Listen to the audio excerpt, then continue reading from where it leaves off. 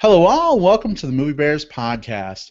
I'm Brad Harris, and each week, as usual, I'm joined by some pretty hunky bears who love films, and we like to sort of, talk about them, give our thoughts, and sometimes we discuss some movie news as well. With me, as usual, are my co-hosts, Jim Poliafco. Hello, and welcome to the podcast, everyone. And Will Lindis. Hey, listeners, welcome back. So, for those of you who are watching our live stream, you're seeing us in video for the first time. Hello. For those of you who are listening to us audio only through iTunes, Stitcher, or on our website, you're missing out on our live stream. So, it's something that we may be doing going forward. So keep an eye on our Facebook or Twitter to see the links to where that stream is posted. And if you're interested, you can also go to our YouTube channel. Just search for Movie Bears Podcast on YouTube, and you can actually watch a recording of the podcast. So, if you want to see us, in action, so to speak, feel free to pull that up and check it out as well. So this week we are discussing some near and dear things to our heart, of course movies being the main focus, but we'll be reviewing the remake of RoboCop. I have a feeling there's going to be some wide-ranging opinions there, but we'll see. We're also going to be discussing our favorite movie, Robots. Are you guys excited about this? Yeah, I am. Oh, man, so excited for this. This is going to be cool. We're going to have fun. Yeah, totally. So how can you go wrong with robots, right? I mean, seriously. I know. Well, we may be getting to that in the second half of this episode. Nothing's ever gone wrong when we let machines rule, right? No, never. Yeah. Everything from podcasts to spaceships.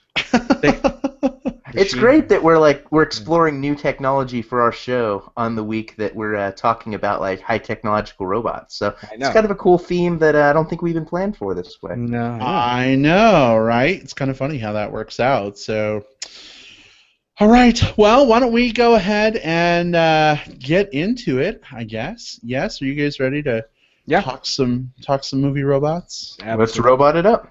All right. Here comes our favorite movie, Robots. All right. So, let's see. Jim, why don't you kick us off?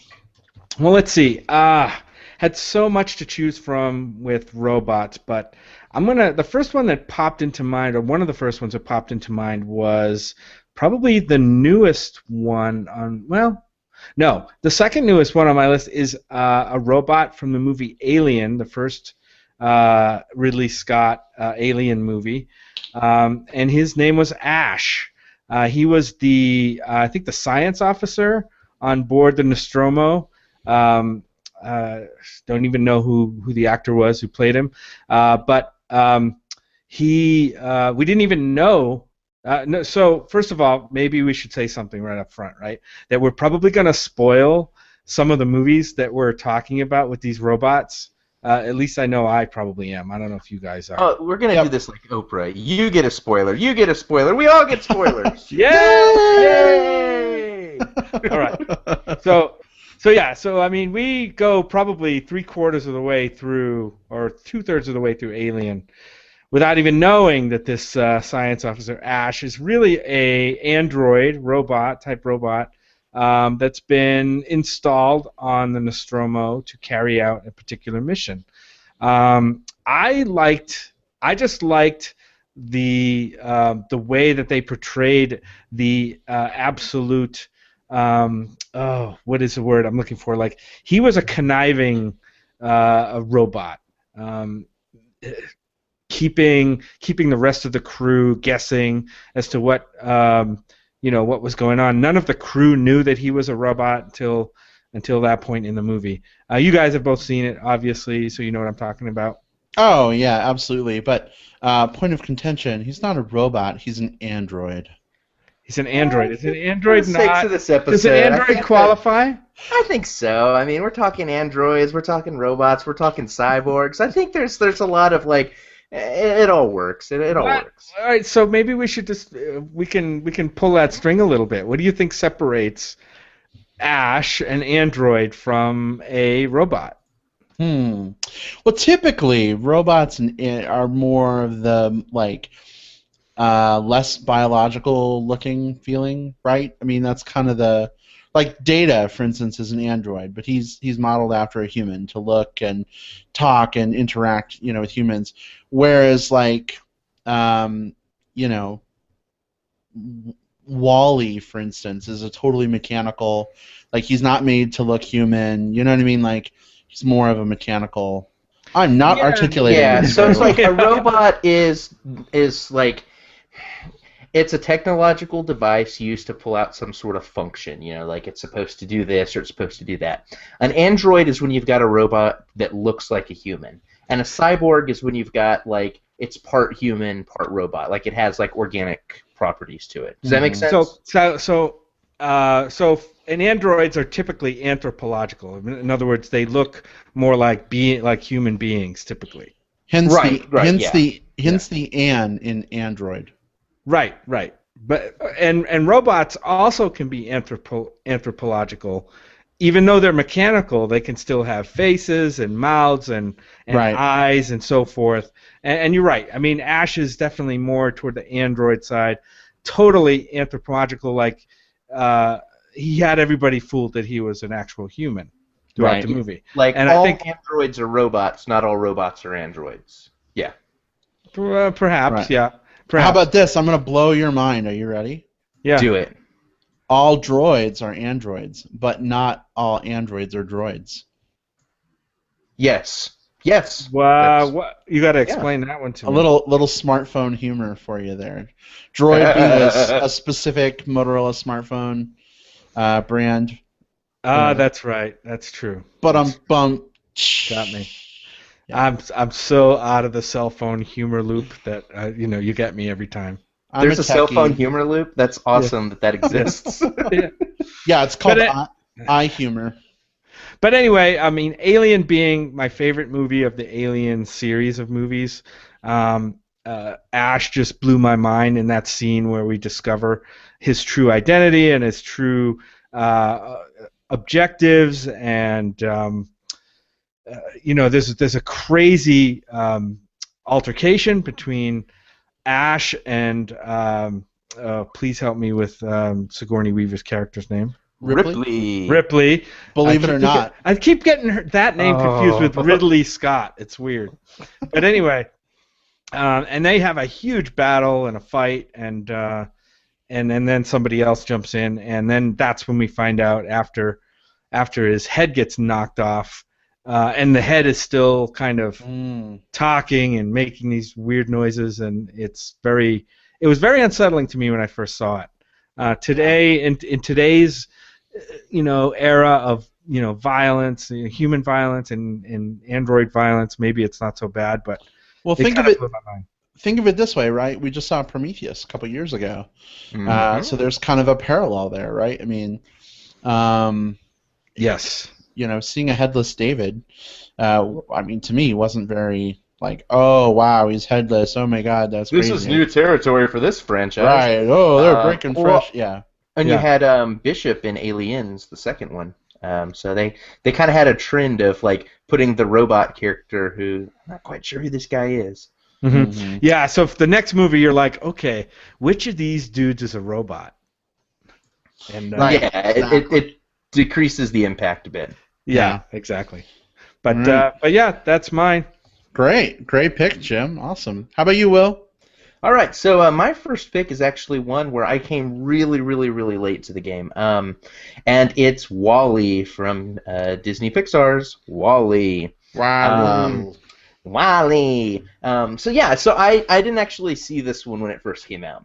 I didn't see this one when it had been out for a while. I saw this for the first time a few months ago when I found it like in a $5 Blu-ray bin. I was like, I'm hearing good things about it. Blew my mind. Really, really, really good movie. So Wall-E is the waste allocation load lifter for Earth. He's part of Operation Cleanup. It was supposed to be like a 5-year plan, but something happened, and now he's been there for years and years, hundreds and hundreds of years, all by himself on Earth. He's got a flaw. He's the only one of these little Wall-E units that has a sense of like self interest or self-protection. He repairs himself regularly. He scavenges parts to keep himself alive. He does solar charging to make sure he always has juice. And the other thing that he does that's very, very unique is he's got interests, much like you or I might have a hobby, like you might have like a Doctor Who poster behind you or what have you. Wally has his own things that he collects and things that he enjoys, and much like myself, he enjoys movies. So he's a robot after my own heart in that regard.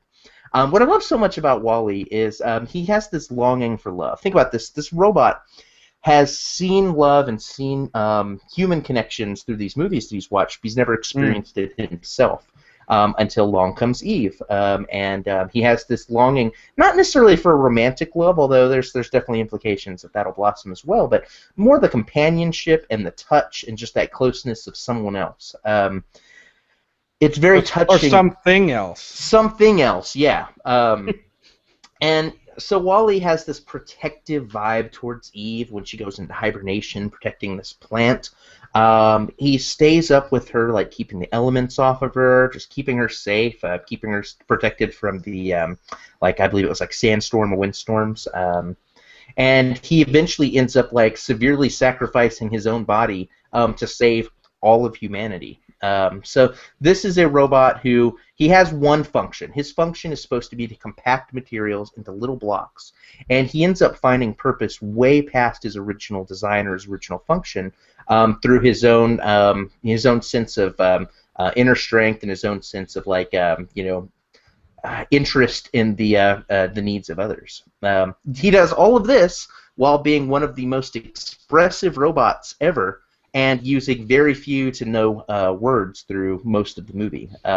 I think that's one of the things that really blew me away about this. He was super expressive. You knew what was going on with him at all times, but there weren't really any words for like the first half of the film. So, anyways, this was a holy shit. Why didn't I see this movie earlier? I take it you guys have seen WALL-E? Absolutely, and I'm glad you brought him up because he actually ties into one of my robot picks that are coming up as a sort of ancestor to Wally.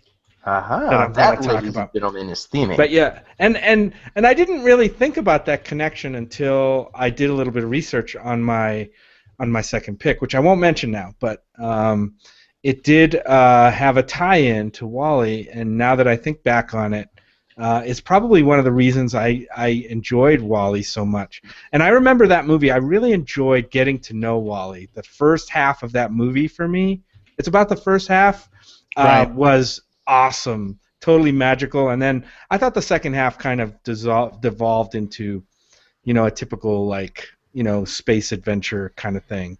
But I really loved the Wally piece of that, like getting to know him, seeing his purpose, and like you said, Will, he was a collector. I think he collected certain things from he found little things, knickknacks, yeah.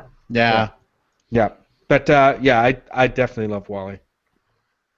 Wally is great times. Like, you can't go wrong. He has that cutesy little voice.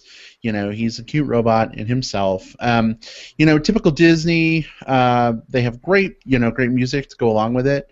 Kind of these sweeping epic scores, but also very subtle emotional tunes that just kind of pull you right in. And I cried like 3 times during Wall-E. I won't lie.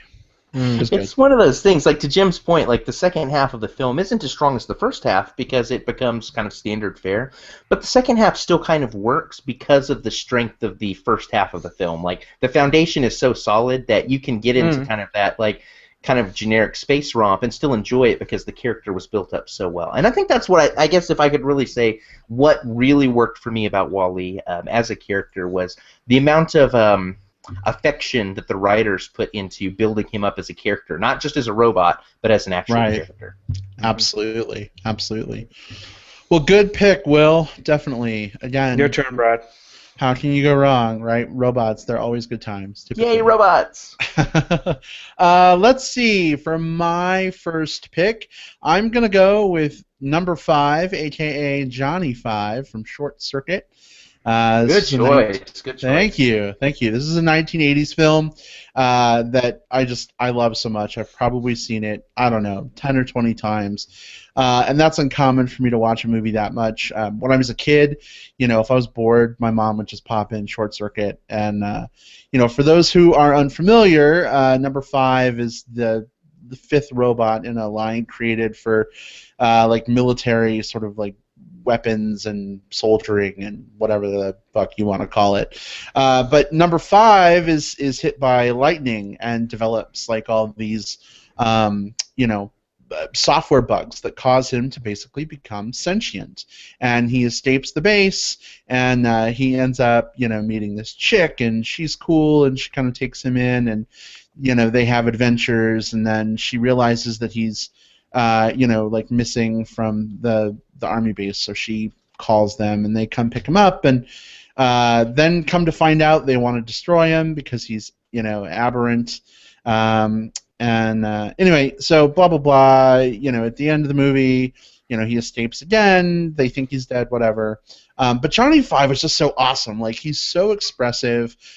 He looks like he's made up of parts from, like, I don't know, tape recorders and camera lenses and that sort of thing.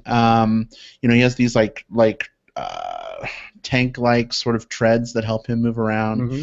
and he's always he's like absorbing things through pop culture. So he's like spouting bits of like act now, going fast. You know what I mean? Like pop culture sort of phraseology instead of being your typical like unable to comply like robot talk. You know what I mean?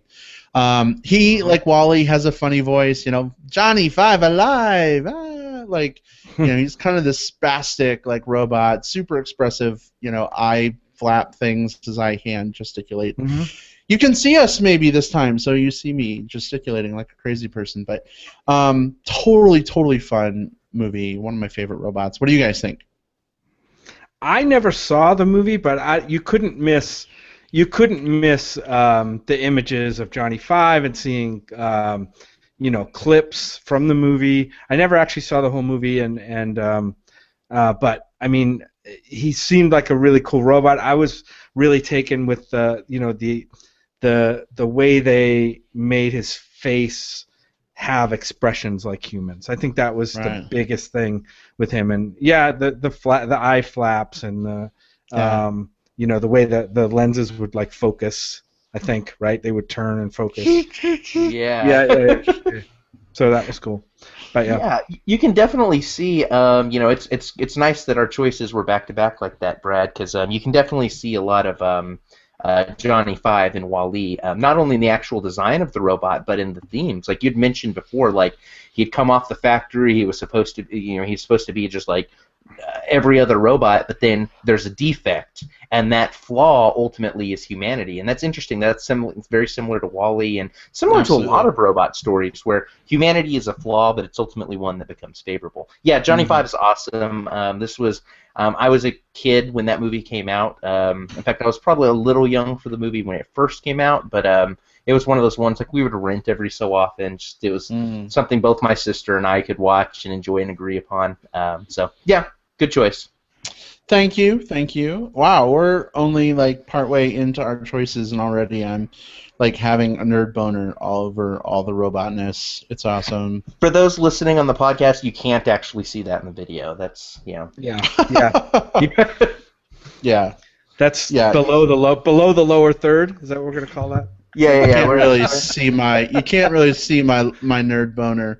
My nerd boner is totally like not visible. Oh look, nerd boner. Anyway. Nerd boner. Oh. Yeah. So anyway. All right. So Jim, what's your next pick? Well, I talked about maybe Wall-E's predecessors here a little bit, ancestors, if you will, from a movie way back, 1972. It's kind of a sci-fi classic. And it kind of stands out when you hear other sci-fi directors talk about influence. It's a movie called Silent Running. It had it's kind of a cheat. There's kind of 3 robots in this movie. Huey, Dewey, and Louie were their names, or Drone 1, 2, and 3. And they were really the primary co-stars to Bruce Dern in this movie about these. The robots were assigned as little maintenance drones, and they were, gee, how to describe them? They were kind of short, stout, boxy, little, drones that actually got around by kind of a cute waddling motion a little bit. I know, Brad, you saw the movie. It was the plot of the movie was that Earth. This was set in the future, obviously, and Earth had fallen into an apocalyptic state, and plants could not survive on Earth anymore. So they put a bunch of plant life in these greenhouse-like biodomes on these freighter ships, basically out in space, so that they could be cared for and survive until Earth was repaired and ready to be kind of replanted, so at a point where it could sustain life. So these were just basically drones that worked with Bruce Dern and the small crew. Eventually, Bruce Dern, things happen. I'm not going to go into the whole plot, but Bruce Dern goes rogue, and he's all that's left on the ship with him are the 3 drones, and it's in this time when it's just him and them on the ship that they develop kind of as characters. They didn't talk, they didn't have faces, they were totally non-anthropomorphic, kind of the opposite of what we would think of as an android.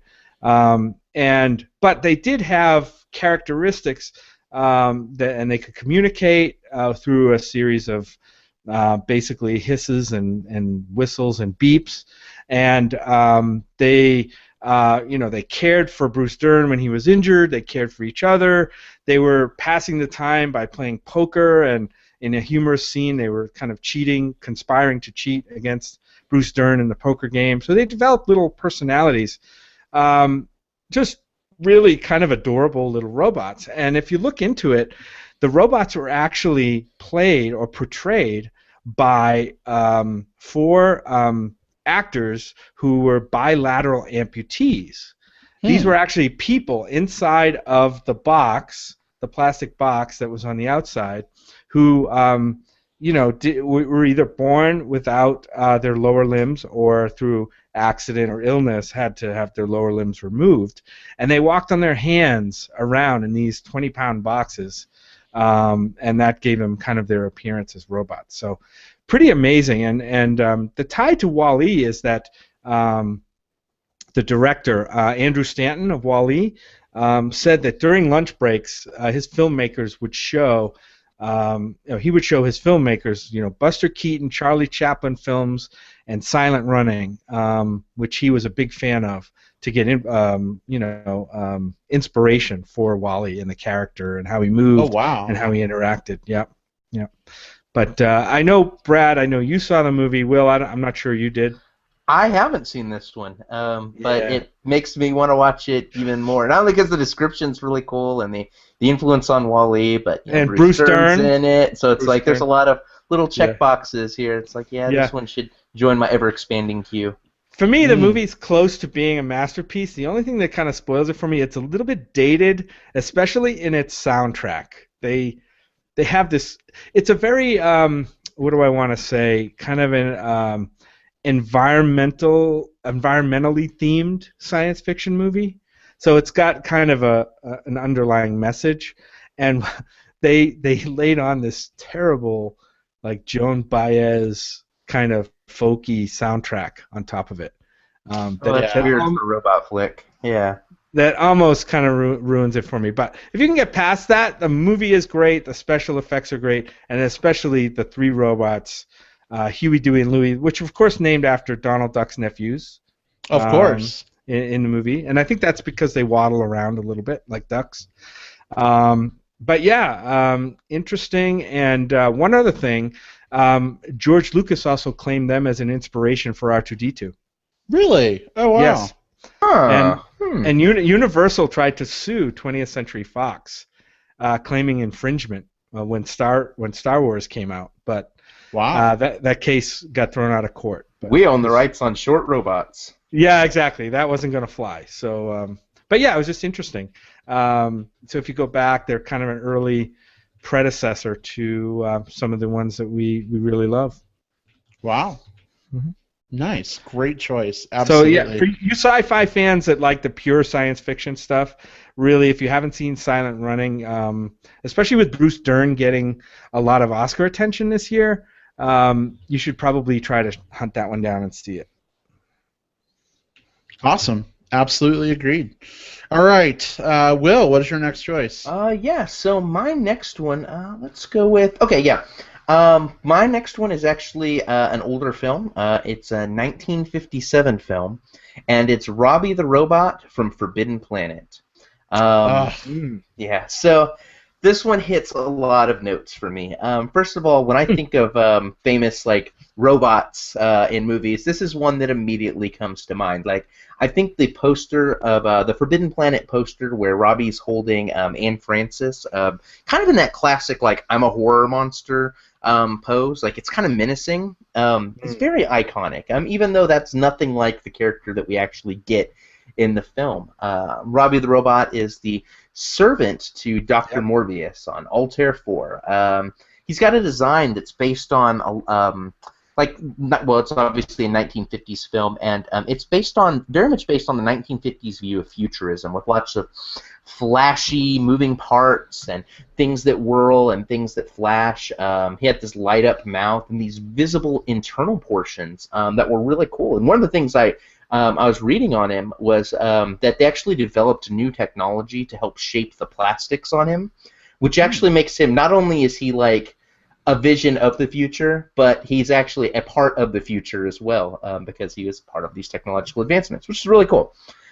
So Robbie the Robot on this planet, he's programmed by Isaac Asimov's 3 laws of robotics, the first of which being do not harm humans.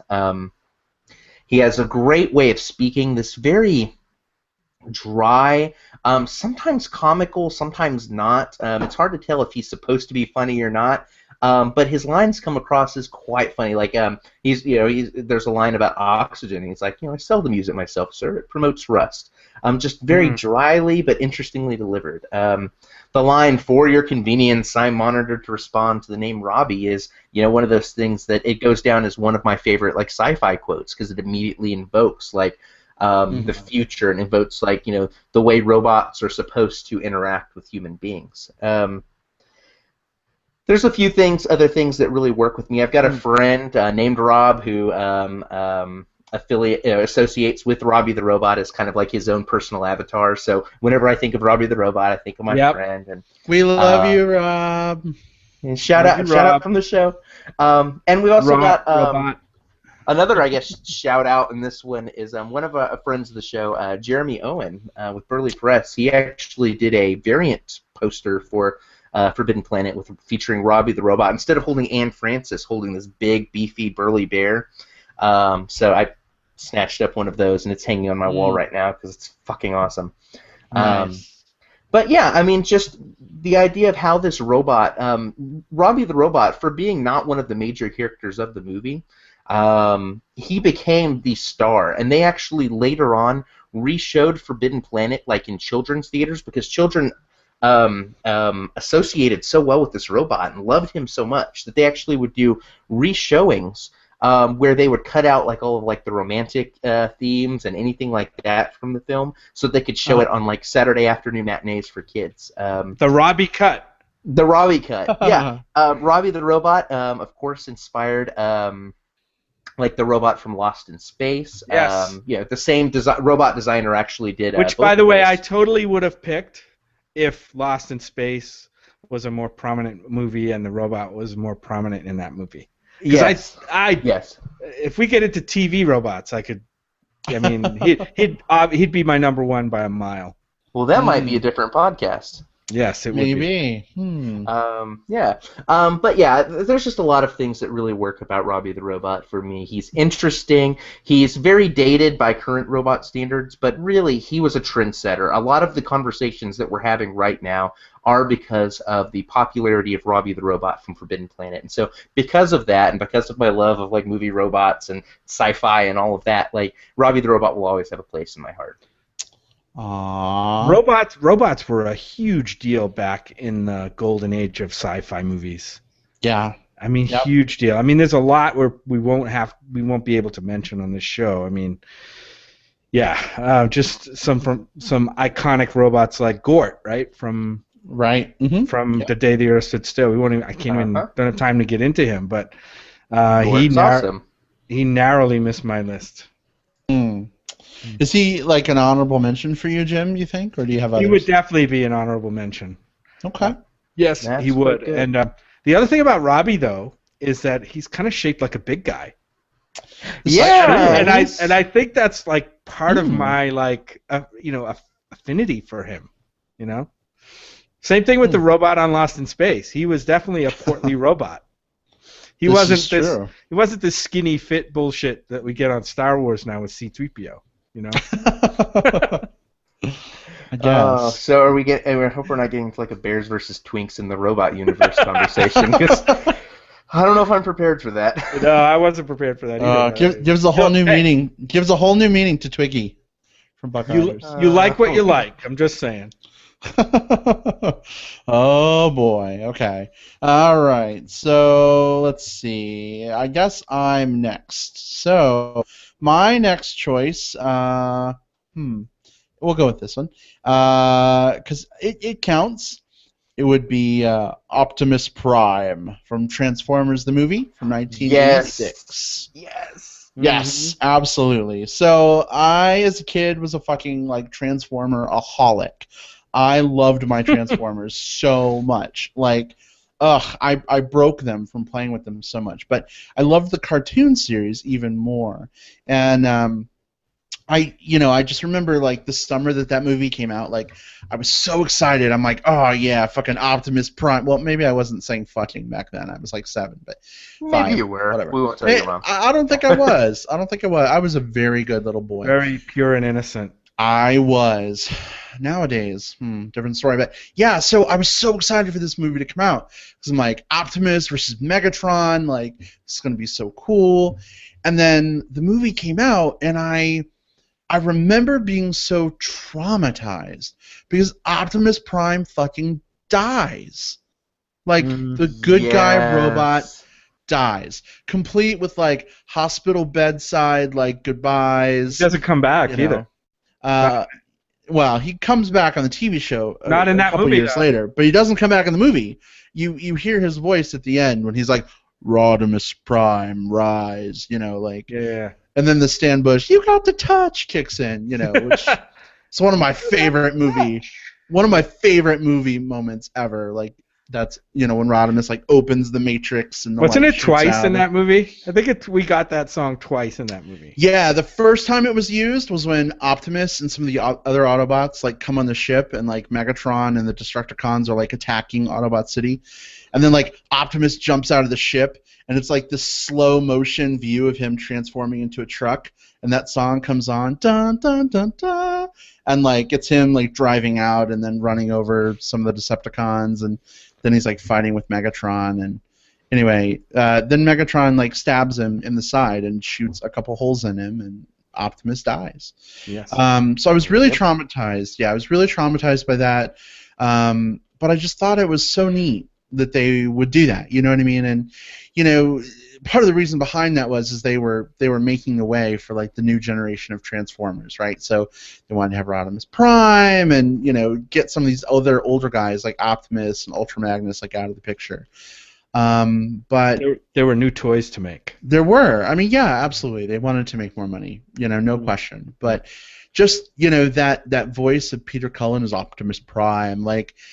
Just chills me, and like some of my favorite Optimus quotes are from that movie, like "One shall stand, one shall fall." Like it's a terrible Optimus impersonation. I'm sorry, but like those are things that have stuck with me like ever since I saw that movie. And earlier today we asked on Facebook, like, what's your favorite movie robot? And a friend of ours, Mick Jones, who actually has been on the show previously in our Movie Bear trivia contest asked, does Optimus Prime count? Well, I'm picking it, so I'm saying yes, it counts. But what do you guys think? Big thumbs up. Oh yeah. Yeah. First of all, he's a badass robot. Like he was a big part of our childhoods. Like a lot of these robots come from like the sweet spot of like when I was a certain age. But one of the things that worked so well about Optimus Prime, not only is like a cool robot from like the cartoon, but specifically the movie, is that this movie had a lot more depth and a lot more impact than it really needed to. Like a lot of these like cash grabs, they take like a cartoon, they take a toy franchise, they just shit out a crappy movie and that's it. They call it a day. Here they actually said, well, let's put some stakes in, and they did it, of course, to like you said, make the room for the next line of toys. But in the process, they made Optimus even more of a beloved character than I think he could have been otherwise. They just kind of ramped it up a notch. So it's one of those things where we have the source material, and this movie and this character within this movie way exceed the source material.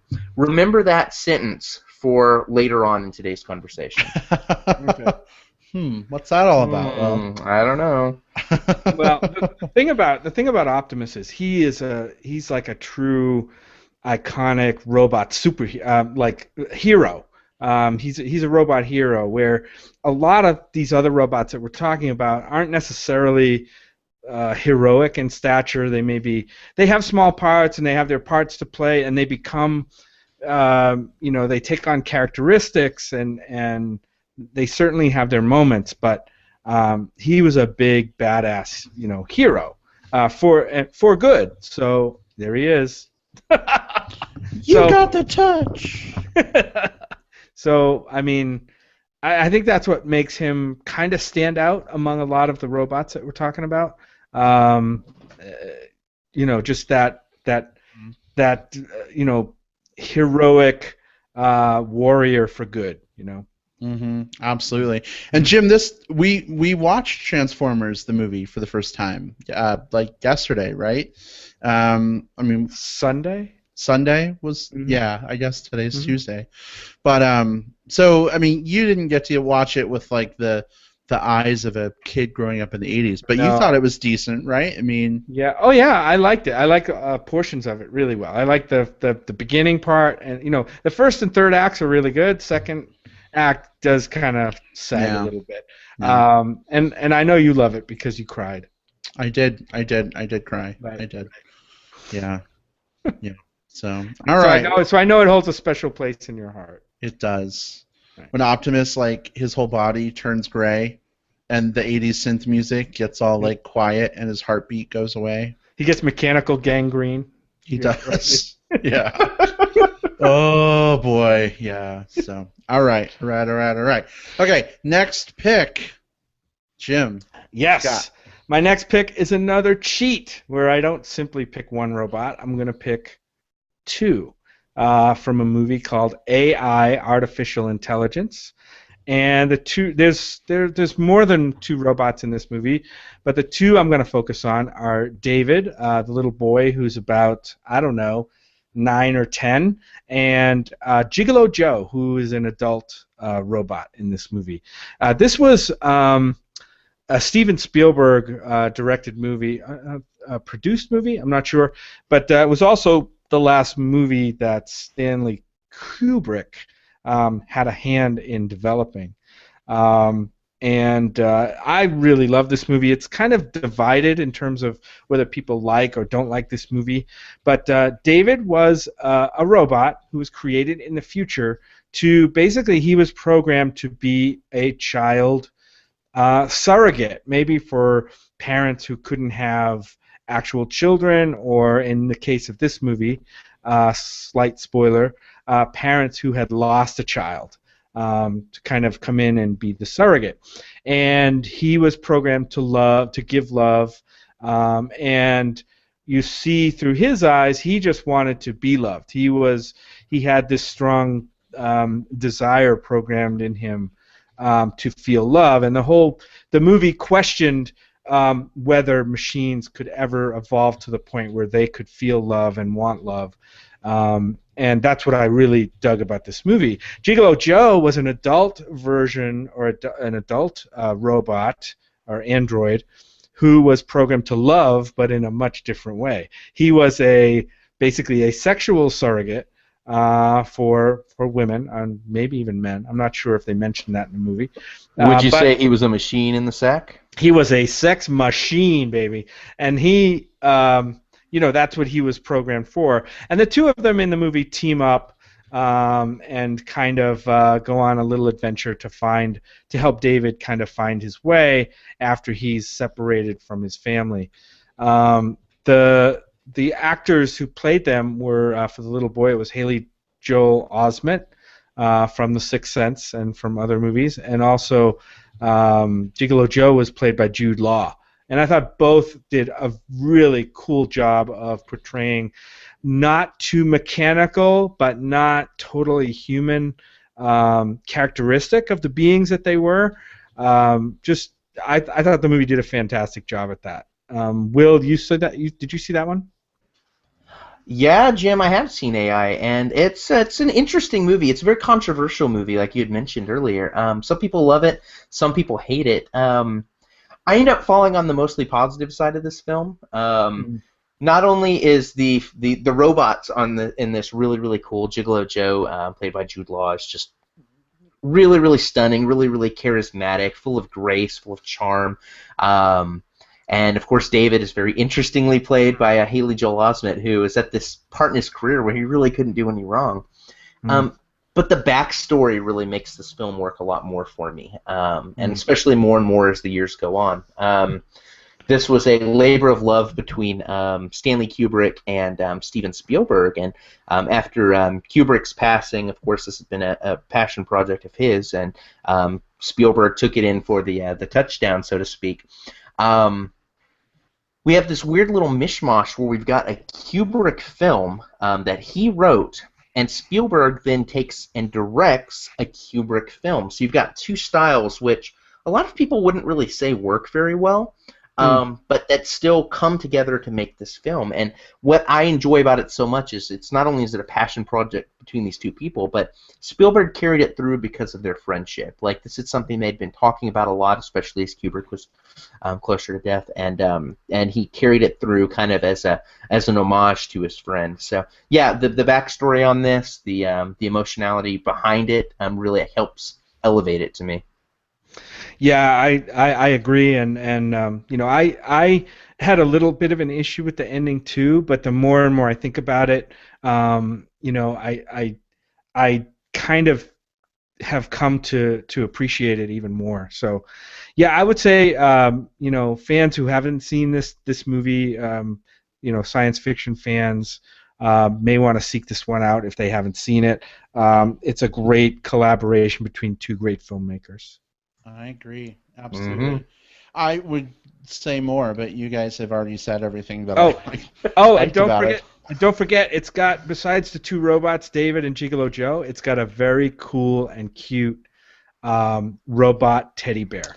That's right. Yes, it does. Yeah, totally. That totally fits the theme of our podcast. Mm-hmm. Indeed. All right. Well, Will, what's your next choice? Anyone that's listened to our show knows that, I've brought this up a few times, that I'm not the type of guy that shows a lot of emotion at movies. Like, it's not like I'm like some stoic, super machismo rock or whatever. It's just like when an emotion hits me in a movie, it's like it doesn't hit my face. Like, I'm not crying or anything like that. I internalize it more. That means you're just crying on the inside. I'm crying on the inside, and I need a hug.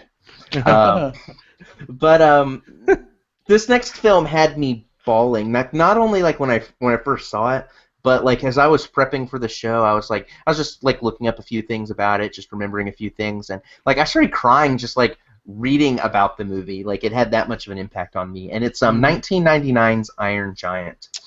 Yes. This is a nice little animated movie that didn't make a big splash, I think, as much at the time, but the years have been really, really kind to it. I'm seeing it. A lot more people really recognize just how solid this film was as we go along. The movie's about this well, Iron Giant, this alien robot that crash lands, and this is in the 1950s and kind of the height of the Cold War and the arms race and all of that. Right. It crash lands in this little U.S. town called Rockwell, and there the robot befriends this little boy named Hogarth. Now, the Iron Giant's this big ass robot. He's this defense mechanism. Like it kicks in when he gets provoked, and he becomes this like an unstable killing machine. He is a harbinger of doom, especially back that's what he's like in his planet back home. He's self-repairing. Like this thing is unstoppable as a juggernaut. But through Hogarth, he learns about humanity. He learns like what it is to be human. He learns about the human condition. There's this scene that really sticks with me, even today. They're looking at some of Hogarth's things, and he has this like comic book, and Iron Giant obviously sees it and sees, oh, it's a robot that looks like me, and Hogarth says, oh no, that's Atomo. He's the Metal Menace. He's not a hero. He's the villain. But you're not like him. You're a good guy like Superman. And so that starts this kind of this theme of like this parallel between the Iron Giant and Superman, and this desire for him to want to be the superhero. And this is where we get into spoiler territory, and where we get into like emotional heartstrings. But people find out about the Iron Giant. The military shows up. They misunderstand like what he's there for. They think he's going to be a threat. They try to take him down, and that self-defense mechanism gets provoked, kicks in, and he's blasting things up, and he almost shoots Hogarth, and Hogarth's like, no, you don't have to be this. You can choose who you want to be.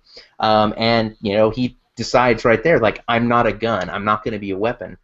Of course, a missile starts coming towards the town anyway, and the Iron Giant sacrifices himself flying up for it, and like that one of those last things that goes through his mind before like he sacrifices himself to this missile is like he hears the boy's voice saying, "You are who you choose to be," and he thinks, he says Superman, and then boom, it's like what I love so much about this, like that chokes me up, just like this robot like learning what it's like to be a hero, learning what it is to sacrifice for someone else.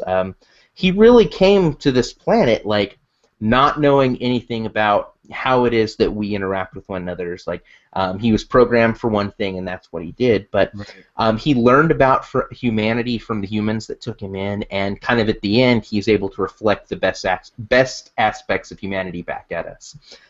So Iron Giant, man, that film makes me cry. It makes me cry so much. What about you guys? I like that film too. I think it's one that probably deserves another watching for me. I don't remember if I fully got into it when I first saw it, but did the robot have a name, Will, or was it? Did he not have a name in the movie? I don't remember him having a name in the movie. Now I'm feeling like yeah. No, I'm not putting you on the spot. No. But yeah, I think it's just I think he's just the Iron Giant. Like, I know that he calls himself. So Hogarth Superman, doesn't address him by a name. Basically. At one point he even calls himself Otomo, but no. Yeah. Yeah. No. And I do dig that theme of like you have this, child. He's looking up to this hero, but he doesn't really understand, this hero's past. In other words, you know what I mean? Like, right. He carries this burden of being a implement of war when the boy just looks at him as totally good, and yeah, I think that's a very endearing theme and very powerfully made in this movie. And as I recall, this movie also has a bit of a anti-gun message, does it not, Will? It does. So since this is set kind of as a analog to the Cold War, this is very symbolic of Cold War pacifism. He thinks like I'm like a gun, like I'm a killing machine, and that's the line that Hogarth teaches him, like you're not a gun, you don't have to be a gun. So yeah, it does have like an anti-war, anti-hostility, maybe not as much anti-gun, although I think that's in there as well, but definitely like anti-hostility, anti-war. Right. Right. Yeah.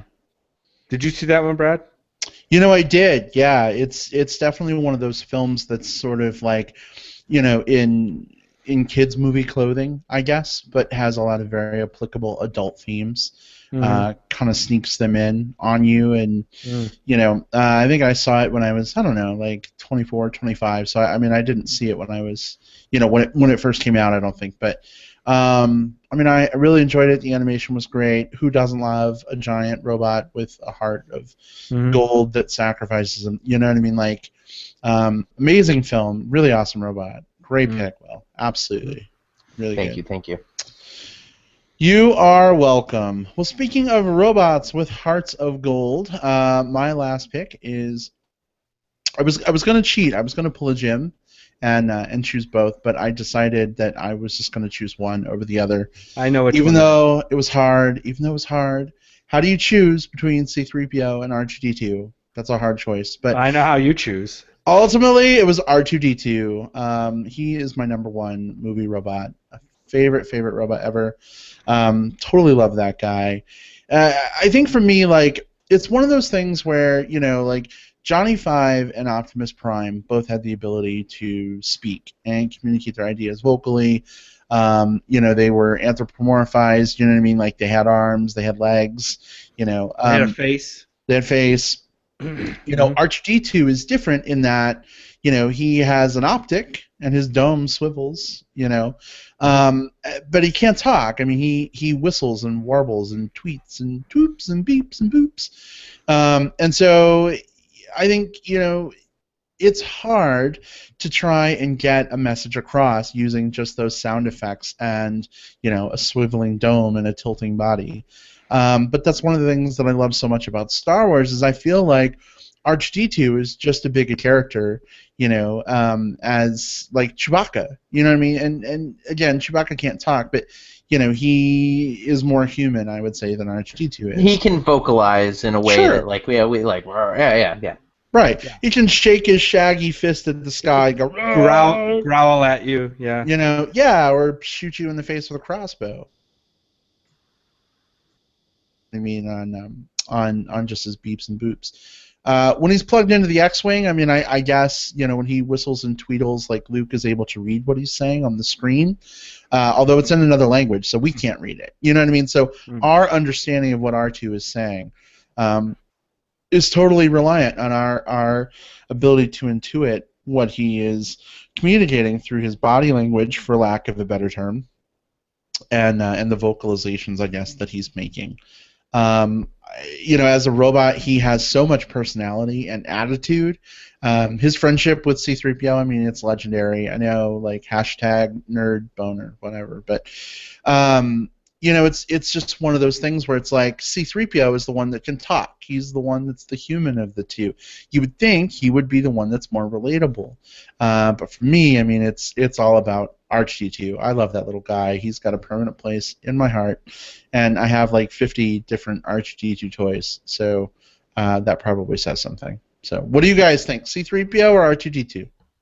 Oh, R2-D2 by a mile. As much as I kind of like C-3PO's quirky kind of goody two-shoes nature, I guess, and R2-D2 was way cooler. Again, this goes back to my love of like Huey, Dewey, and Louie. He's very similar to them because he can't communicate. He can only walk or wheel himself around and make make some noises. No face, no eyes. Yeah, I mean, I by far pick R2-D2 over C-3PO, and that doesn't mean I don't like C-3PO, but yeah, I prefer R2-D2. How about you, Will? It's I like both. I think as a kid, I really enjoyed C-3PO more, just because I was a very straight-laced kid, so I could see myself a lot in C-3PO, just like, oh, he's the he's the one that's prim and proper. But as I aged, R2-D2 has really become more probably the one that I enjoy. You mentioned how he communicates, and he has a personality. R2-D2 is this robot who's like, he gets really cranky and irritable about things. And what's so cool is, like, I know this about this robot who's only made beeps and whistles. Like, I can't look at his face and see his eyebrows getting furrowed. I can't see his arms flailed in frustration. I can't hear him go, "You guys." I just hear beeps and boops, and his head turn around and go wee or whatever, and I Right. know how he's feeling. Like that's the type of thing that is very, very, very hard to replicate and very, very hard to pull off. And they really, really captured lightning in a bottle with their sound design with him. Oh, but I mean, C-3PO does, translate for R2-D2 a lot of times. This is also true. You'll hear a series of beeps and boops and noises and whistles, and C-3PO will basically come out and say, "Oh, well, if that's what you're thinking, you can go over there or whatever." That's so you true. So you do have them working in that kind of symbiotic relationship. That's true, but at least C-3PO is not like, I mean, there's a couple times where R2's like, oh, or where C-3PO's like, R2 says the odds of whatever, surviving in the cold are 3 billion whatever to 1. Right. But most of the time it's context based, like you were saying. Like, C-3PO is not like, oh, you're mad at me, then go stand over there. You know what I mean? Like, he just sort of responds, and it's left to us to kind of intuit what he meant. No. Mm-hmm. You really have to have both. I think, it's great for, obviously for these choices it's easy for, like, say I like this one or that one, but I think one of the things that really works for them is that they work so well as a pair. Like, they're one of the great movie duos. Like, just, one feeds off of the other very, very well. Yep, I agree. All right, guys, so real quick and dirty here. Why don't we do some honorable mentions, shall we? Oh, boy. So, Jim. Let's do it. Jim, any other honorable mentions for you? I mentioned Gort. I think I'll stick with him. Again, he's like the 8 or 9 foot tall robot from outer space. I don't remember the planet. Excuse me. I'm sure sci-fi fans are going to jump down my throat for that one. But he was Klaatu's companion and kind of bodyguard when they landed in Washington D.C. In their spaceship, and I just liked. He was just so awesomely imposing, this awesomely imposing figure that ultimately, saves the day. So, I'll go with Gort. Klaatu Barada Nikto. Yes. Yeah, good choice. I've got a couple honorable mentions, and I'll fly through them really quick. I almost picked the robot Maria from Fritz Lang's Metropolis. Like, I was really, really debating between it and another one of my choices. Metropolis is at the top of, if it's not my number one sci-fi film, it's up there quite a bit. Old silent film from the 30s. So Robot Maria is really cool. I also picked Pris and Roy from Blade Runner. Yes. Replicants count, and again, it's another one of my sci-fi movies. And T-1000, he's just plain fucking cool. The one from Terminator 2: Judgment Day, obviously. So, those are my honorable mentions. Awesome. Let's see. For my honorable mentions, we have Dot Matrix from Spaceballs. She was the riff on C-3PO. One of my favorite things is her Virgin alarm, programmed to go off before you do. Yeah, I love her. This one counts because there was a Jetsons movie, and that's Rosie. Rosie! Oh, Rosie. Yes. Beep, beep, Mr. J. Love Rosie. Get your feet off the couch, Mr. J. Beep, beep, beep. Anyway, and then it also counts, too. It started on a TV show, but there were movies, and that would be Data from Star Trek The Next Generation. So, Yep. Lots of great movie robots. It's impossible to pick them all, but so anyway, too many to pick. I know. So there you have it, our favorite movie robots. Guys, are we ready to switch things up and talk about some RoboCop? Let's do it. Yeah, I'd do that for $1. $1, huh? Interesting. Yeah. Okay. All right, then here we go with our review of the remake of RoboCop.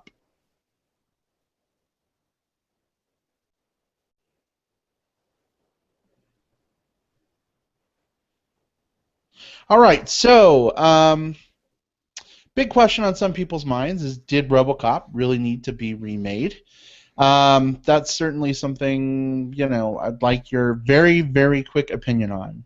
Jim, real quick, did you think RoboCop needed to be remade? No. Okay, Will, how about you?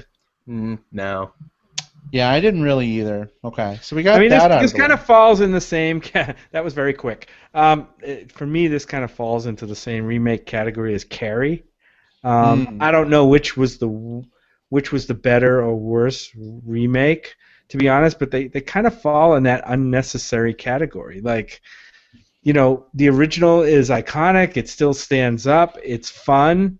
Um, you didn't really add a lot to it with the remake, in either case, to make it, to give it a new angle or anything like that. That I saw. I mean, there were a few differences, but not a lot of big differences. And yeah, if you didn't have anything to kind of take a new look at it, I just don't see what the point is of the remake. right. Yeah, this film's kind of weird, right? I think if we're trying to look for purpose or if we're looking for point, we're probably looking in the wrong direction here. Yeah, right. The first RoboCop, the one from the '87, I believe, was just dripping with satire on a lot of different things, like on the state of corporations versus the police state versus all of these different things. Even the way they portrayed the Ed robots in that. Are there for a purpose, and there's kind of a satirical edge to these robots that have you sink all this money into, that can do all of these fantastic things, but the designers are like, oh yeah, I forgot to be able to make it go downstairs. So there was a point to the way that those robots were created. Here in the new RoboCop movie, we've got a film that is not inherently bad. I'm going to get that out of the way first. It's not a bad movie, and in fact, as far as remakes go, it's definitely middle of the pack. I've seen way worse. I've seen better, but I've seen way worse. But it's ultimately pointless because it loses the satirical edge. It loses the impact of the first one and just becomes an action flick. Now, as an action flick, I think it works. I mean, if you want a movie that just says, "Hey, I'm going to go in and I'm going to munch on some popcorn and see some cool things happening, and there's going to be a bit of a plot, but the plot's not all that important because I want to see RoboCop shooting stuff." You're in okay shape here. They do try to put a little bit of of a message in there, but I think it's too little, too late. It's more like a shoehorn type thing. They put some stuff in because they felt like they had to, not because they felt like they wanted to. Right. And to me, that speaks volumes to a film. So this is a movie that, if you're looking for just something to go watch with some friends, yeah, go see RoboCop. It's not going to hurt you at all. In fact, I would even say that the first 2/3 of the movie actually border on good at times. There are some places where I forget that I'm watching a remake and that I'm just watching just kind of a cool action flick. When we get into spoilers, I'm going to tear apart the ending a little bit because I thought the last third of the movie really undid any of the goodwill that this film had fostered with me in the first 2/3. So there's that. Gary Oldman is in this, and he's one of those guys. I love Gary Oldman in just about anything he's in. He's Gary Oldman. And in fact, I knew Gary Oldman was in this going into this, and I do this a lot with him in movies. He's just this good of an actor to me. I went into this knowing Gary Oldman was going to be in this. And about halfway through the movie, there's a character, and I'm like, who is that? Who is that that's playing that guy? And I'm like, oh, yeah, that's Gary Oldman. He does such a good job of, transforming himself whenever he does a different role that I forget it's him until about halfway through, and it's like, yeah, Gary Oldman. So, yeah, he played, to me, the most interesting character, the most balanced character. Certainly not without flaw. There's some things they could have done better, but I really thought he stepped up to the plate and hit it out of the park with this one. So it's a solid, I don't know, maybe a C+, B- movie. You're not going to miss anything by not seeing it. It's not going to hurt your sensibilities if you go see it. So if you just want to see some stuff blow up, go check it out. Yeah. Well, go ahead, Brad. No, you got what? I thought that I think I'm right there with you as far as the grade for this movie. I'm in the C range myself. It's an okay movie. It's not, like I said, it's not terrible. A few parts kind of lagged for me. I really thought that some of the performances were actually pretty good. You mentioned Gary Oldman. I thought Michael Keaton was actually pretty good in this movie, and I was glad to see him come back in a role that was pretty good. Even the lead, Joel Kinnaman, I think he's a pretty good RoboCop. Not as memorable, of course, as oh God, please help. Peter Weller. Peter Weller in that role. But of course, Peter Weller's had the benefit of time and letting it sink in. But there were some parts of this movie that fell absolutely flat. The whole Samuel L. Jackson as talk show host. There goes the eye roll to kind of bookend this thing and I think they tried to force this. They tried to reinstate and modernize some of that satirical nature of the movie and its kind of messaging, but they totally dropped the ball on that. I just think that it was so clumsy and came across so badly, made Samuel L. Jackson look really bad, I thought. It's like when you photocopy something and then photocopy that photocopy, it doesn't come out as good as the original. Right. That's kind of what happened with the satire here. Like they're like, yeah, the first one had satire, so we should kind of do something wacky up front. It's like someone who didn't know what satire was but read a definition of it online, then writing a script that is supposed to be satirical. That's the way it came across. Like they would have been better served just leaving that out entirely. You also mentioned kind of having issues with the third act. We can talk about that when we get to it. I actually thought the third act was okay because to me that's when they kind of came back in line with what the more of what the original movie was and kind of came back more in line with the original storyline. And maybe there were some things in there that you saw that I didn't, but I didn't mind the third act of this film so much. To me, in terms of its parts, first, second, third act, I thought it was pretty even. But there were, like I said, there were some moments in every part that kind of took me, just didn't work for me. So, like I said, is it worth going to see? I said, as a point of interest, as kind of a novelty, like let's see how they remade RoboCop. I'd say it's probably worth seeing. But don't expect a lot of greatness from it. Yeah, Brad, how do you feel? I would agree. I've been trying to jump in for 20 minutes now. I totally agree with you guys. I would say if I'm going to rate this, it's probably a B-. Maybe that's being a little bit generous because hashtag RoboCop nostalgia, whatever. But I enjoyed it. You know what I mean? I won't say that I didn't have any fun with it. I thought there was some cool stuff that they did, visually speaking. I liked the updated, tactical look of RoboCop. Really enjoyed the hell out of Gary Oldman's performance. Like you guys said, it was really great. He was kind of the shining part of this film. But I just think it took some of the themes from the original movie, tried to put their own spin on it, and it kind of came out really confusing and convoluted as a result, rather than being sort of clear-cut. And so for me, it kind of made me scratch my head because it caused some inconsistencies. And we can talk about those in spoilers, but I'm not going to spend a lot of time here just re-echoing what you guys said. I'm pretty much in agreement. Do I think this is something you need to rush out and see right now? I absolutely do not. You can wait for, VOD or rental on this one. If you like the original, I'd say it's probably worth checking out at some point. Maybe $5.99 Blu-ray bargain bin at Kmart someday. But yeah, I definitely wouldn't go thunk $15 on seeing it, or $25 to go see it in D-box seats or anything. That was an experience. Let's talk about that. We saw this movie in a D-box theater in Phoenix with a friend of ours. Happy birthday, Jenny, if you're listening. And so, if you're not familiar, the D-box seats, they're like Disney amusement ride seats. You sit in them, they rock back and forth with stuff that's going on screen. They tilt from side to side a little bit. They shake. They shake and rumble with explosions. There were some cool things that I appreciated from the D-box effects, when the ships are flying over the city and you have this sort of looking down perspective on the city. The seats would kind of tilt forward just a little bit. You felt like you were going to fall out of your seat, into the city. that made me a little queasy in my stomach, but I was like, whoa, this is cool. But then other times, like, there's a big combat sequence in the middle that's kind of like something out of a video game we'll talk about, but it's just like constant rapid fire, like bullets.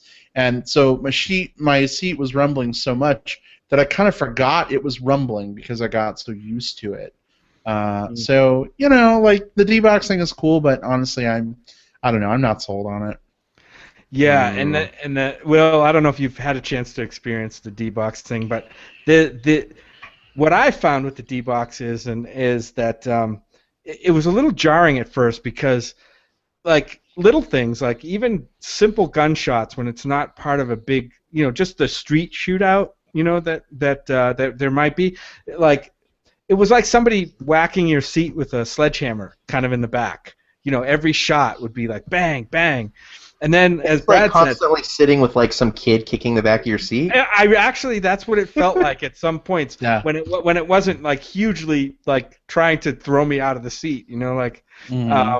And then so we get there and we get through the movie and we're talking about the D-Box experience because our friend who had brought us to this movie theater and generously like paid for the tickets for stuff says, oh yeah, it says when you sat down, I was going to tell you that you can dial down the effect of the D-Box seats, but I left yours on max and I didn't have time to tell you. It was like something like being on the bridge of the Star Trek or of the Starship Enterprise when it gets hit by a torpedo and everyone's like, whoa, like. That's awesome. And the other thing I noticed, like after a scene where like you're moving around and stuff, they'll go to a scene where like two people are just having a conversation and the camera's just moving around the room. Right? There's really no action or gunshots or anything, or explosions or anything, but your seat feels like it's still moving. And I couldn't tell if it was actually still like subtly moving or I was just feeling like a residual sensation. It was very strange. Yeah, I'm glad you guys brought that up. When I saw it, so I saw it at a press event, but they had these signs outside. They were like RoboCop and D-Box, and I was like, oh, cool, I get to check that out. And ours didn't have that, and I felt, well, like, oh, I kind of want that D-Box experience because they were advertising it a bunch in the lobby. So you do have a D-Box there, then? It looks like they were at the theater I saw it in. I don't know if they're installing it or if they just. Let me rephrase that. They had a bunch of signs in the lobby saying, like, experience it in D-Box. Like, so I would assume they have D-Box there. Otherwise, they just had a bunch of signs up for something they didn't have. So I'm thinking so. What chain was that, Will? That was at a Galaxy. Okay. Right. Yeah. So, yeah. I'm glad to... I was actually very curious about what the D-Box experience was like, so I'm really glad that you guys saw it in that, if only to like kind of help fill in my own, the gaps in my own mind. Yeah, I don't know if I'd go out of my way to see a movie in D-Box. I don't know. Like a movie like Gravity might have been fun. Yeah. Oh, I'm sure it was more expensive. A movie like Gravity, I don't know, maybe fun in D-Box. I'm not sure, but yeah. Well, I mean, that's a ride anyway, so it makes sense. Yeah. But for your typical even action movies, I'm not sure it's worth it to rumble around. Slow-paced indie drama in D-Box. Yeah.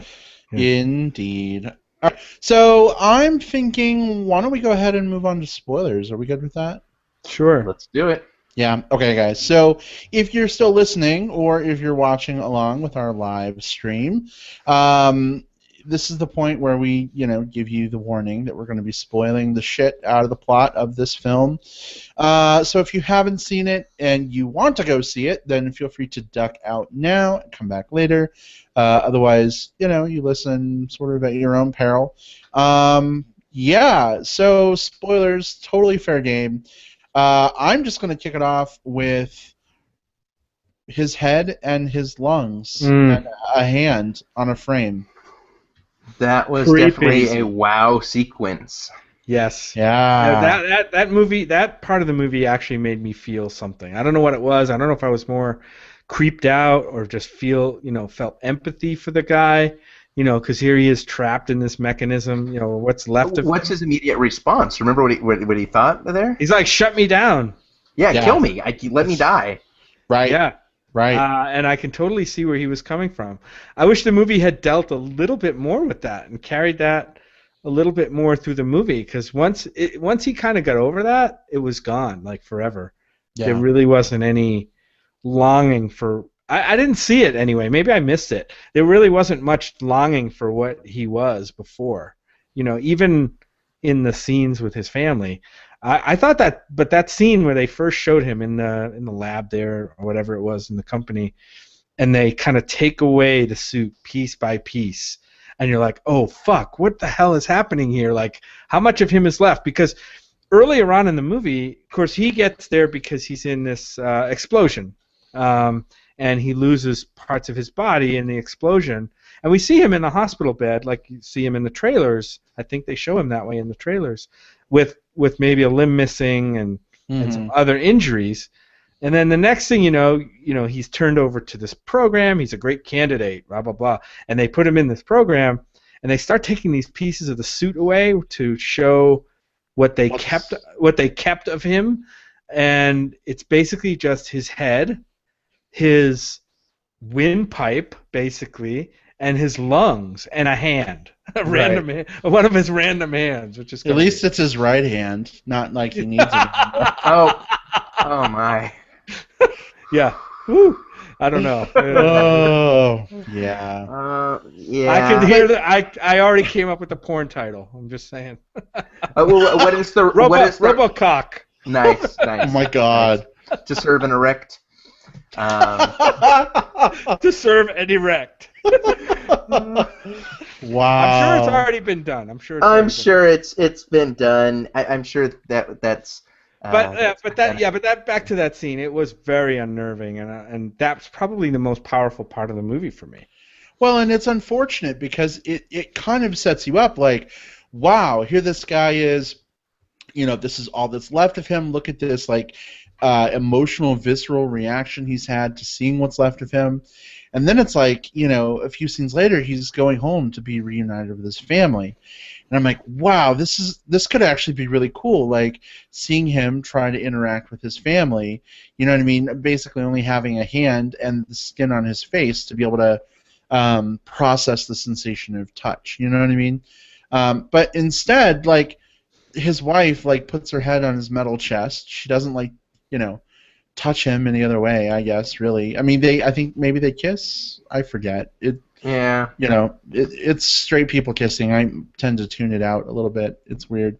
No offense, straight folks. We love you. But then, like, he's interacting with this kid, and the kid's like, oh, I taped all the Red Wings games, Daddy. Let's watch them. And everything's, like, automatically, And I don't know. You don't get that, like, emotional sort of haranguing thing. You know what I mean? Like, I feel like the setup was one thing, and then the follow-through was just not there.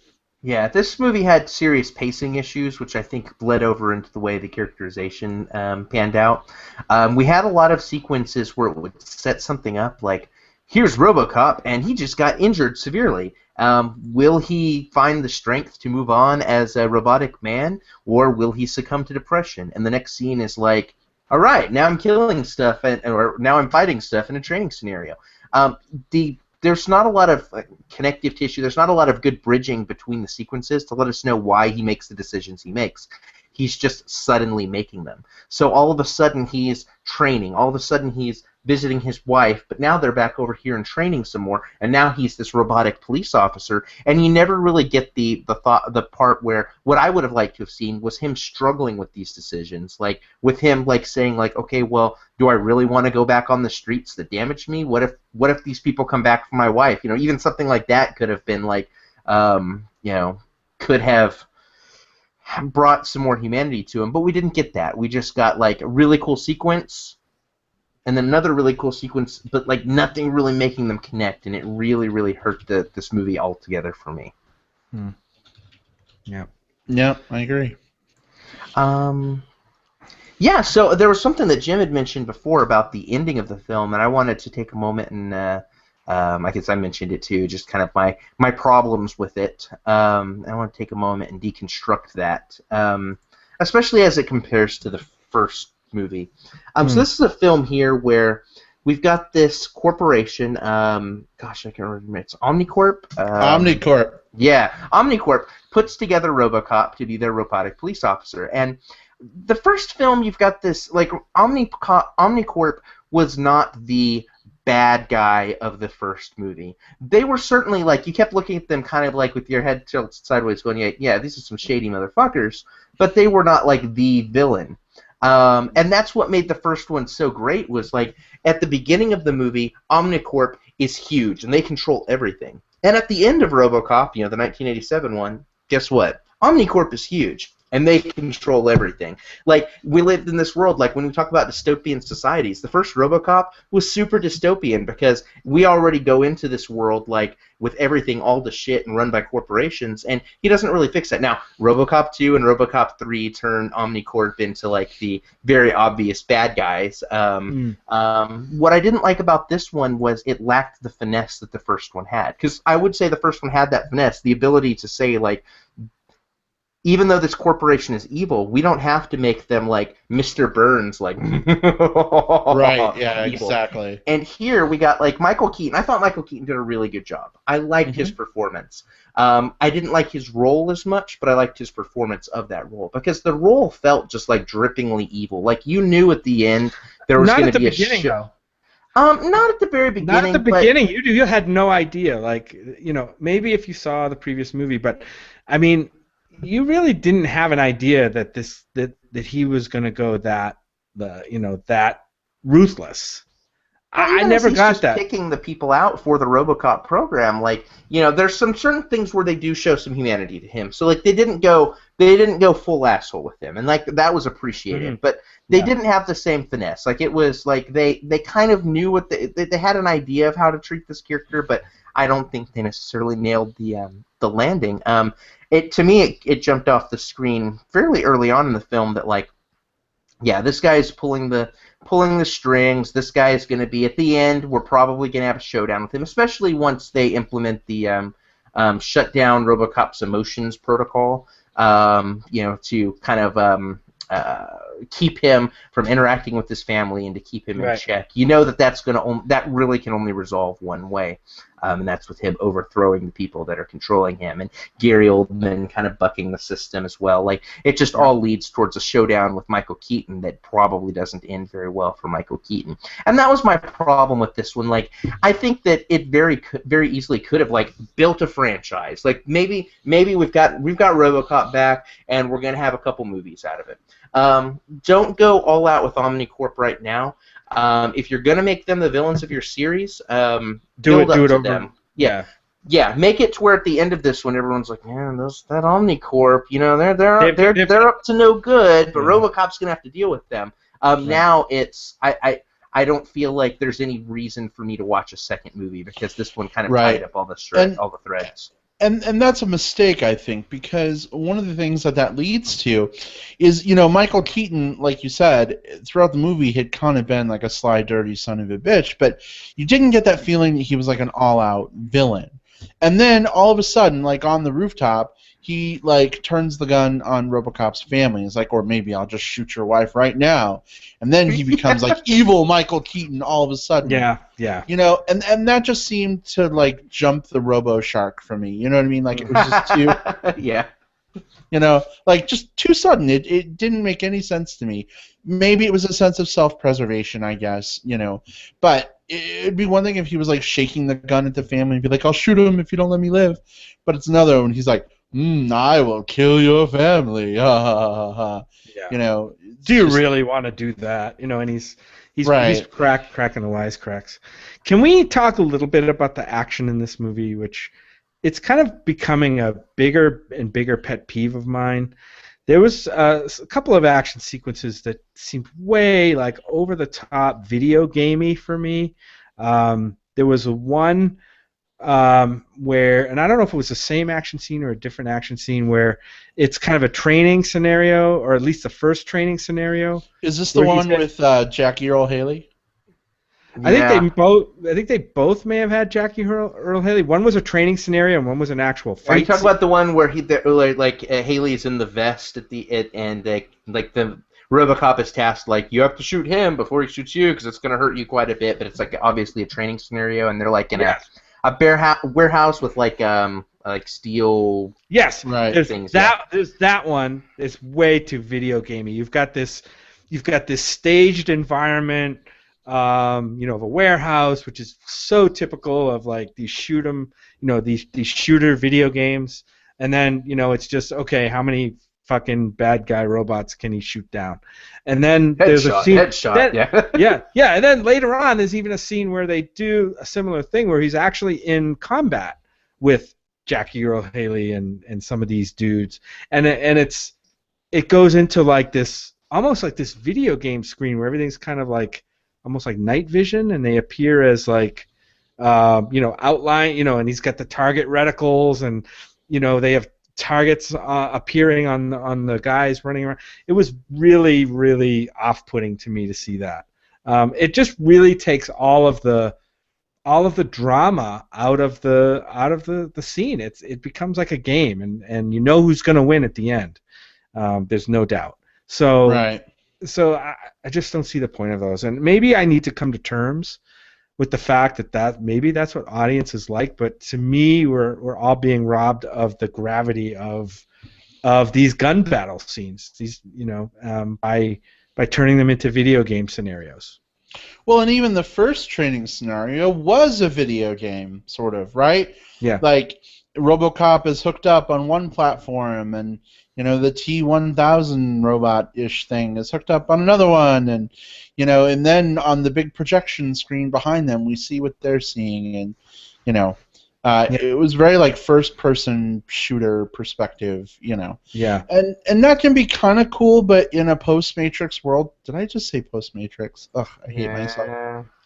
But in a world where we've seen this bullshit over and over, it's like, come on, can't we just do something? I don't know, a little less.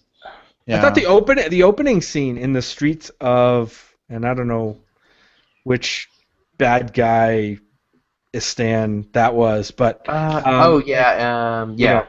And I thought that no, it wasn't Detroit. It was in the Middle East somewhere. Yeah. And we were going in there, and there were security forces there. Oh, right. They were trying them out.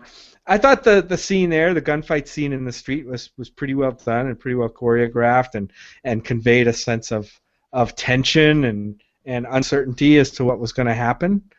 Maybe that's because it's early in the movie and you don't know how things are going to go quite yet. But sure.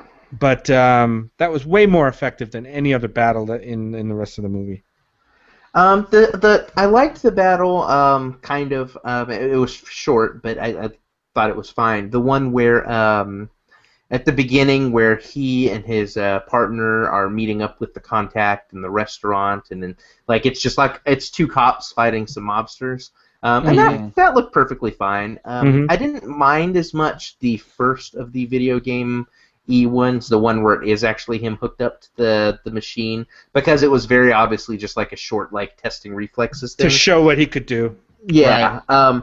But yeah, as the movie went on, I think the action sequences slowly degraded for me. I didn't care for as much the one in the warehouse because it felt like there were no stakes whatsoever, and obviously it was like they weren't shooting him. They weren't going to kill him in this training scenario, and that was the point. But it really felt like it didn't show off what cool things he could do. It didn't show how perilous the situation was. So all it did was show just bangs and flashes to get those checked off the box. But probably even more painful for me was there was a sequence where he motorcycles into a bad guy place and fights the bad guys using guns and motorcycle. It's kind of a hackneyed fight. But what I didn't care for it as much was I had really bad motion sickness from that sequence, and that doesn't hit me very often. Usually I'm okay, yeah, I can watch Gravity and be okay, I'm cool. But I was watching that, and I had to look away from the screen for a moment just to get my bearings back. So I thought the shaky cam and just the flashing lights and turning things on and off, and just it just didn't. That one didn't do it for me. Yeah. It's kind of a like hot robo mess, right? Like they threw a lot of stuff on the screen. Some of it was kind of cool, some of it not quite so cool, and it ended up being a little milk toast, I think. Part of the issue I think is that RoboCop is 20 years old at this point, or it was 84. Help me with the math. 30 years old. 30. I mean, we're 30. 30 years. It's 30 years old, right? So I understand they're trying to introduce RoboCop to a brand new generation. But at the same time, let's make the movie about RoboCop first and foremost, rather than adding in so much superfluous bullshit that takes away. Like, Jim, you mentioned the Samuel L. Jackson stuff, right? Oh, yeah. That pulled me. I love Samuel L. Jackson. Like, I love him so much. But man, that stuff pulled me out of the movie. Like every time the Novak element bullshit came on, I'm just like, why do we need this? Like, what is this serving? You know what I mean? I'd rather see things from RoboCop's perspective. Like, if this was like a buddy cop RoboCop kind of movie, him and his partner, and seeing how his relationship changes with his partner and his family. I think those character dynamics. That's a different movie. It's called RoboCop. Nice. Yeah, but I would much rather see time spent on those character interactions than here's Samuel L. Jackson like yelling at everybody because terrorism, blah blah blah blah blah. I don't know. It was a terrible miscast. Like, I get that what they were trying to do with the Novak element and Samuel L. Jackson was they were trying to showcase sensationalism. I get that. But they did it poorly. Samuel L. Jackson was not the right guy for that role. It seems like he was only written in there so that when he, at the end, it drops the inevitable F-bomb, everyone goes like, Samuel L. Jackson cursed, has a laugh and moves along. Like, to me, that's not how you cast a movie. Right. And you mentioned before, like, it would be nice to see him, like, interacting with his partner, and it's, like, one of those things, like, it's really, it can be unfair to compare a movie to its predecessor. But when you're dealing with a remake, you can't ignore the fact that, hey, we have already seen one of these. The first one had a badass female sidekick who she had personality, she had grit. She was definitely a character in the movie that you understood why she was there. And this one, they made the partner just a guy who got shot earlier to give him some quick, like, bad guys are bad mentality. Like, it feels like they just like looked at the old one and they looked at all of the pieces and they put all of those pieces into a movie without realizing like how all those jigsaw puzzle pieces needed to be fit together. Yeah. Yep, I agree. And so in the end, we have a product that just unfortunately, interesting, but not interesting enough to make it a good movie. Yeah. Right. Good sequences, lots of good sequences, but none that just really, nothing that pulls it together. Nothing. This is going to be forgettable. We're not going to remember this movie in a year. We're not going to be talking about how good or how bad this movie was. This simply was a thing that happened in February of 2014. The only thing I'm going to remember from this movie is that one image of him in the lab. That and the RoboCycle. I think I want the RoboCycle. Really? Yeah. Nice. Maybe. Just because it reminded me of Knight Rider with like the lights like going back and forth. Nice. I wanted the motorcycle to talk to him, like prepare for turbo boost, RoboCop. But it didn't. No. The motorcycle could jump. Anyway. If only Brad Harris had written this movie. Yeah, I don't know. So guys, any final thoughts on RoboCop before we move on to some plugs? No, just like I said, not something that I don't know. Maybe a lot of people are gonna really dig this movie. I don't know what it's sitting at Rotten Tomatoes right now for a critic score versus an audience score, but I just hopefully we're getting down to some good movies pretty soon. Let's ask Siri, shall we? What is the Rotten Tomatoes score for RoboCop 2014? Which one? 2014. RoboCop has a 49% rating from Rotten Tomatoes. So there you go. It's officially rotten. Yeah, 49%. Yeah. 49%.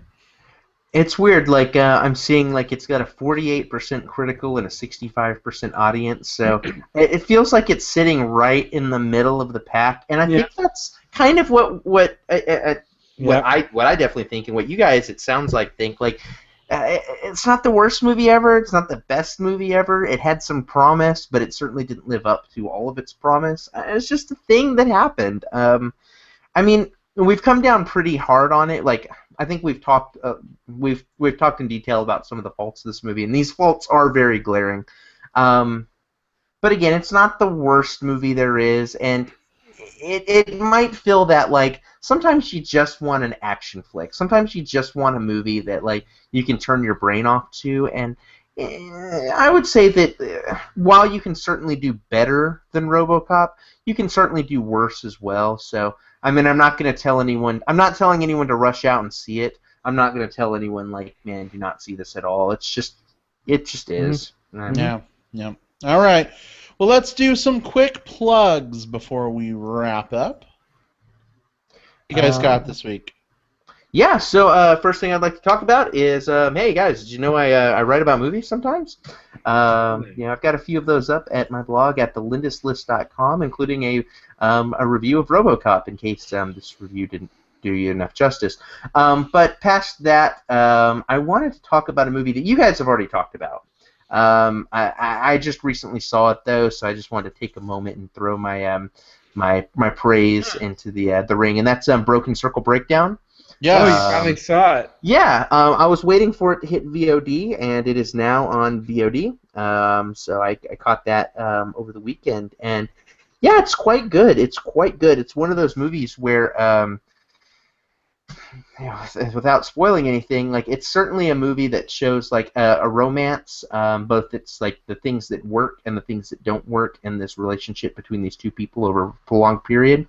And it has this cool little structure where it, like, breaks up little pieces and shows things that happen in the future and show things that happen in the past, kind of interwoven with one another. And I think if this had just played as, like, a straightforward, like, the first thing happens and then at the end the last thing happens in order, it would not have been a very solid film. I think it would have just kind of, like, felt like an anchor.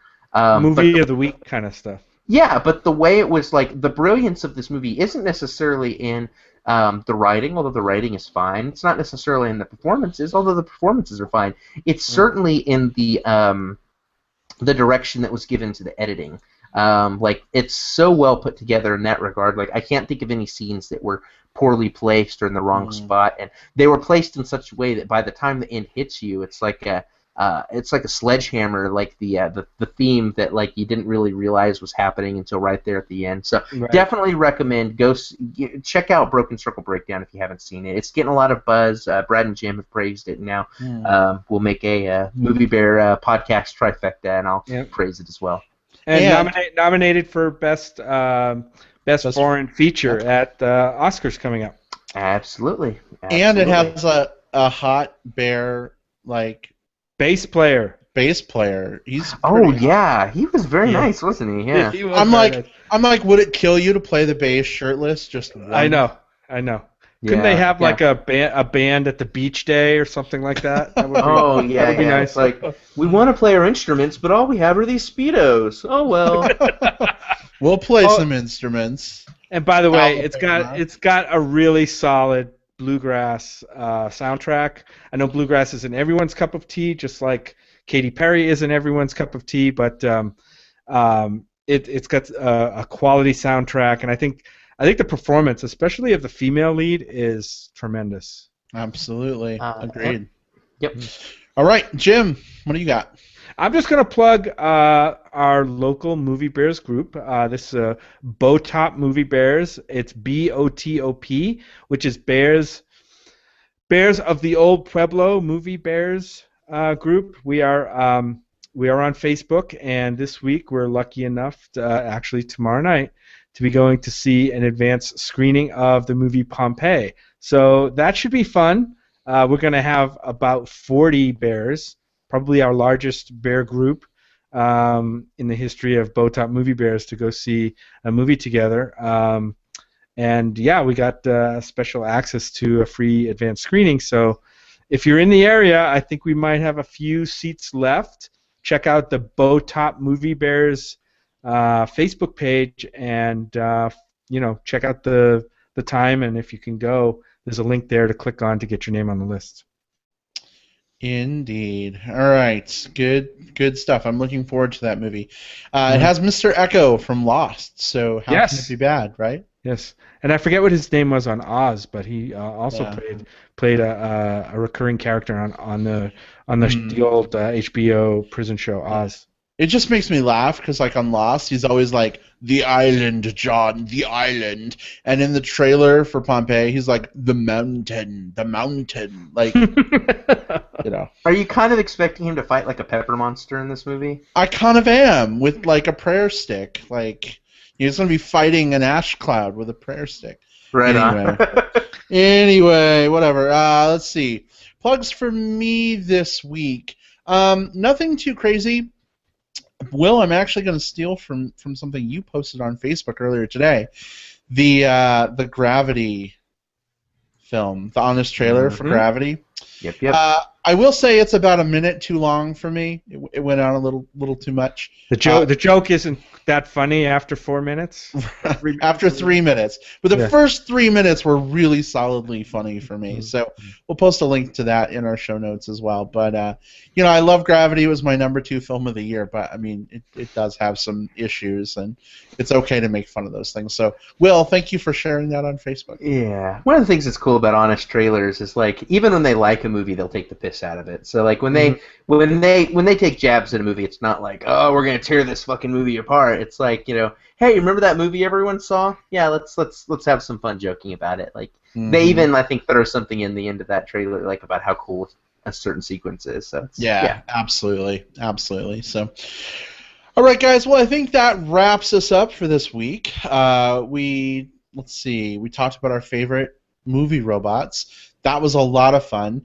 I think I enjoyed that more than talking about RoboCop, which is unfortunate, but it is what it is, right? So, yeah. It's been fun doing this as a live stream.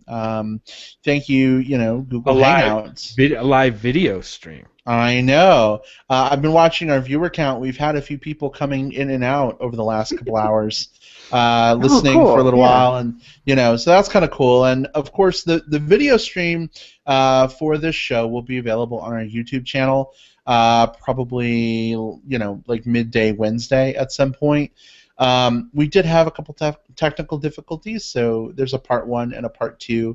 Unless I edit them together, I guess I could do that, post it as a new video. But the audio, of course, if you're listening right now through iTunes or Stitcher, obviously you can't see us, but hey, it's been a year of just listening to our voices, so I figure you're probably okay. But if you want to check out the video, feel free. All of our episodes are available on moviebearspodcast.com or through iTunes or Stitcher Radio. You're probably already aware of that, but it bears mentioning anyway. Follow us on Twitter at MB Podcast. Find us on Facebook under Movie Bears Podcast. That's a wrap, guys. Thanks so much. Have a good week. See you next week. Bye. Bye. Goodbye.